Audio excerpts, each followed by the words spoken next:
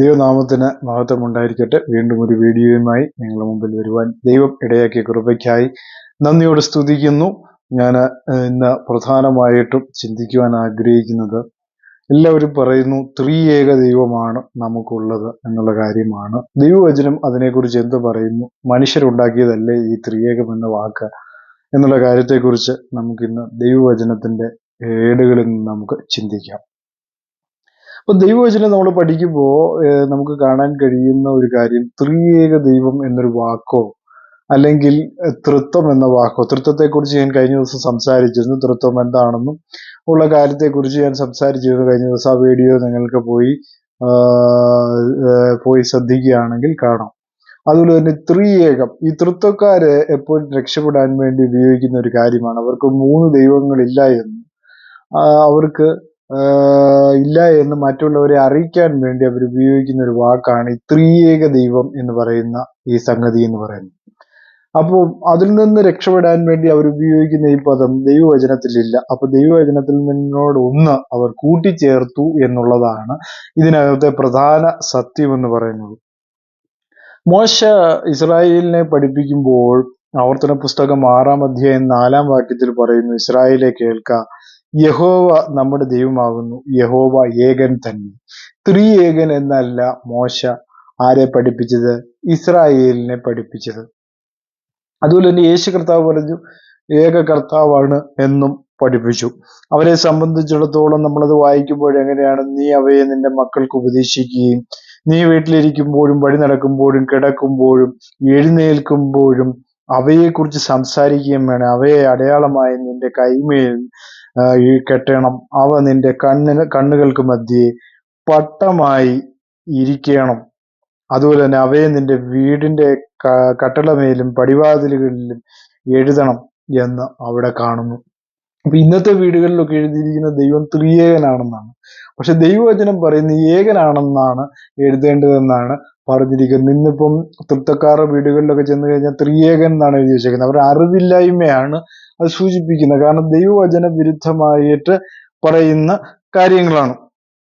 അപ്പോസ്തലന്മാരും കർത്താവായ യേശു ക്രിസ്തുവും പഠിപ്പിച്ച യോഹന്നാന്റെ സുവിശേഷം നമ്മൾ വായിക്കുമ്പോൾ 17-ാം അധ്യായത്തിൽ നമ്മൾ കാണുന്നു. 17-ാം അധ്യായം 3-ാം വാക്യത്തിൽ എഴുതിയിരിക്കുന്നു, ഏക സത്യദൈവമായ നിന്നെയും നീ അയച്ചിരിക്കുന്ന യേശു ക്രിസ്തുവിനെ അറിയുന്നതാകുന്നു നിത്യജീവൻ എന്ന് അവിടെ രേഖപ്പെടുത്തിയിരിക്കുന്നു.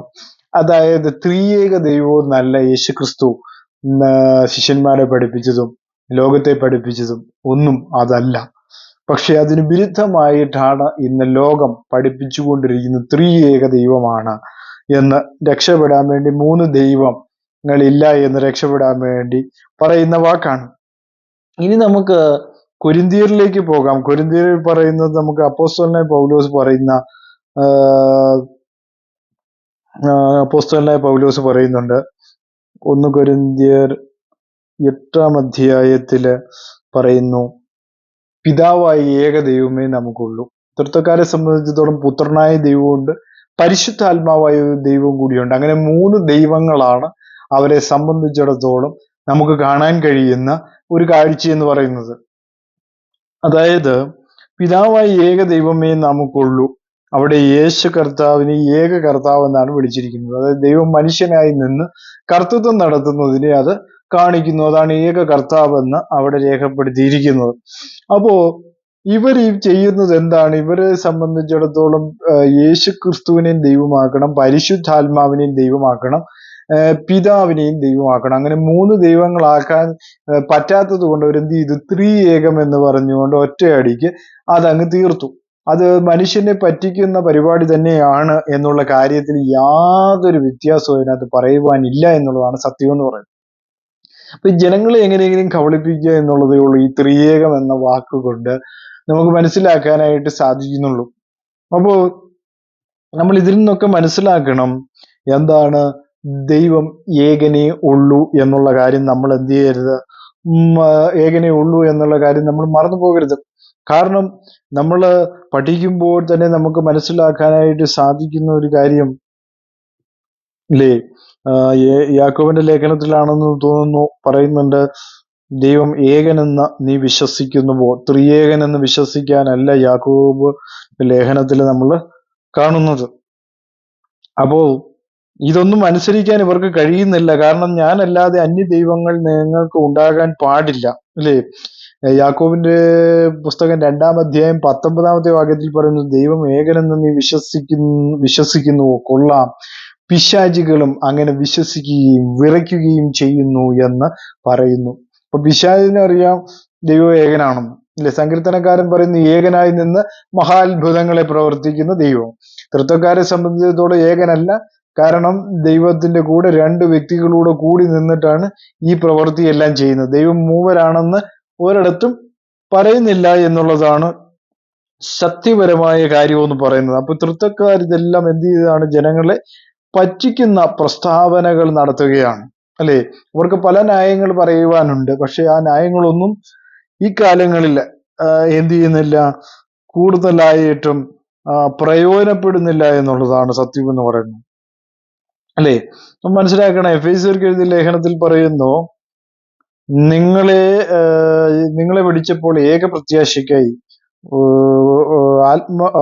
ശരീരമൊന്ന്, ആത്മാവൊന്ന്, കർത്താവ് ഒരുവൻ, വിശ്വാസമൊന്ന്, സ്നാനമൊന്ന്, എല്ലാവർക്കും മീതെയുള്ളവനും എല്ലാവരിലും കൂടി വ്യാപരിക്കുന്നവനും എല്ലാവരിലും ഇരിക്കുന്നവനായി എല്ലാവർക്കും ദൈവവും പിതാവുമായവൻ ഒരുവൻ, മൂവരെന്നല്ല അവിടെ രേഖപ്പെടുത്തിയിരിക്കുന്നത്, അല്ലെ?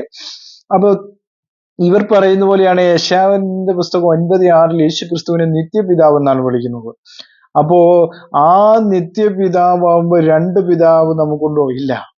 അങ്ങനെയെല്ലാം മനസ്സിലാക്കണം. പഴയ നിയമത്തിൽ യഹോവയെ എന്താണ് സഭയുടെ മണവാളൻ എന്ന് പറയുമ്പോൾ തന്നെ ആ ഒരു രണ്ടാമത് വരുമ്പോൾ രണ്ടാമത്തെ ഒരു മണവാളനോട് നമുക്കുണ്ട് പുതിയ നിയമത്തിൽ എന്ന് പറയുമ്പോൾ അതും വളരെ തെറ്റായ ഒരു പഠനവും പഠിപ്പീരും തന്നെയാണ് എന്നുള്ള കാര്യത്തിൽ വളരെ ചിന്തിക്കേണ്ട ഒരു കാര്യം തന്നെയാണ്. അപ്പൊ ഈ തൃത്വക്കാരുടെ എല്ലാം ചിന്ത എന്താണ്? ദൈവം ത്രിയേകനാണ്. കാരണം രക്ഷപ്പെടാൻ വേണ്ടി പറയുന്നതാണ്, ത്രിമൂർത്തികളല്ല എന്നറിയിക്കാൻ വേണ്ടി അവർ തന്നെ ഉപയോഗിക്കുന്ന ഒരു പദം തന്നെയാണ് ഈ ത്രിയേകം എന്ന് പറയുന്ന വാക്കുകൾ. അപ്പൊ കാലാകാലങ്ങളായി ജനത്തെ പറ്റിച്ചുകൊണ്ടിരിക്കുന്ന അവസ്ഥയിലാണ് പല ആളുകളും ഇന്ന് നീങ്ങിക്കൊണ്ടിരിക്കുന്നത്, അല്ലേ? അപ്പോൾ നമ്മൾ മനസ്സിലാക്കണം, ത്രിയേകം എന്നൊരു സംഗതി ദൈവവചനത്തിലോ വേറെ എങ്ങോ നമുക്ക് കാണുവാനായിട്ട് സാധിക്കുന്നില്ല എന്നുള്ളതാണ്, അല്ലേ? അപ്പോ നമ്മൾ മനസ്സിലാക്കണം, ഇവരെല്ലാം നമ്മളെ എന്ത് ചെയ്തുകൊണ്ടിരിക്കുകയാണ്? ഈ കാലങ്ങളിൽ ദൈവം തൃത്വമാണെന്നും ത്രിയേകമാണെന്നും പറഞ്ഞുകൊണ്ട് ഇവർ നമ്മളെ പറ്റിച്ചുകൊണ്ടിരിക്കുന്നു. അപ്പോ അപ്പോസ്തലന്മാർ പറയുന്നത് ഇതാണ്. ഗലാത്യർക്ക് എഴുതിയ ലേഖനം നമ്മൾ വായിക്കുമ്പം അവിടെ കാണാൻ കഴിയുന്നു, അവിടെ എഴുതിയിരിക്കുന്നത് ഇങ്ങനെയാണ്.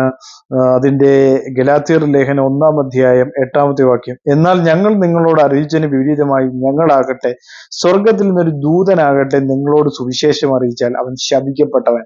അതായത് ഇവർ ഏകനാണെന്ന് പഠിപ്പിച്ചിട്ട്, അതായത് ദൈവം പറയുന്നു, പഴയ നിയമത്തിൽ ദൈവം പറയുന്നു ഞാൻ ഏകനാണെന്ന് ദൈവം പല സ്ഥലങ്ങളിൽ പറയുമ്പോൾ തന്നെയും മോശയും പഠിപ്പിച്ചു ഏകനാണെന്ന്. അതുകൂടാതെ തന്നെ യേശുക്രിസ്തു പുതിയ നിയമത്തിൽ ദൈവം ഏകനാണെന്ന് പറഞ്ഞു, അപ്പോസ്തലന്മാർ പഠിപ്പിച്ചു. അപ്പൊ അതിന് വിപരീതമായിട്ട് ആര് പറഞ്ഞെന്ന് പറഞ്ഞാലും എന്താണ്? അവൻ ശപിക്കപ്പെട്ടവൻ തന്നെയാണ്. എന്നാൽ ഞങ്ങൾ നിങ്ങളോട് അറിയിച്ചതിന് വിപരീതമായി ഞങ്ങളാകട്ടെ സ്വർഗത്തിൽ നിന്നൊരു ദൂതനാകട്ടെ നിങ്ങളോട് സുവിശേഷം അറിയിച്ചാൽ അവൻ ശപിക്കപ്പെട്ടവനെന്ന് വളരെ വ്യക്തമായിട്ട് അവിടെ രേഖപ്പെടുത്തിയിരിക്കുന്നു. അപ്പോ ഏകനായ ദൈവത്തെ ത്രിയേകൻ എന്ന് പറയുന്നവൻ ശപിക്കപ്പെട്ടവൻ തന്നെയാണ്, യാതൊരു സംശയവുമില്ല. അവർ പഠിപ്പിച്ചതിന് വിപരീതമാണ്. കാരണം ദൈവവചനത്തിൽ ത്രിയേകൻ എന്നൊരു വാക്കില്ലാത്തിടത്തോളം കാലം അത് ഉപയോഗിക്കാൻ പാടില്ല എന്നുള്ളതാണ് അതിനകത്തെ സത്യം എന്ന് പറയുന്നത്. ഇതെല്ലാം മനുഷ്യൻ ഉണ്ടാക്കിയതാണ്. ദൈവവചനത്തിൽ ഒരിടത്തും ദൈവം ത്രിയേകനാണെന്നോ തൃത്വമാണെന്നോ പറയുന്നില്ലാത്തിടത്തോളം കാലം അവർ നിങ്ങളെ പറ്റിച്ചിരിക്കുന്നു എന്നുള്ള കാര്യം വളരെ വ്യക്തമാണ്.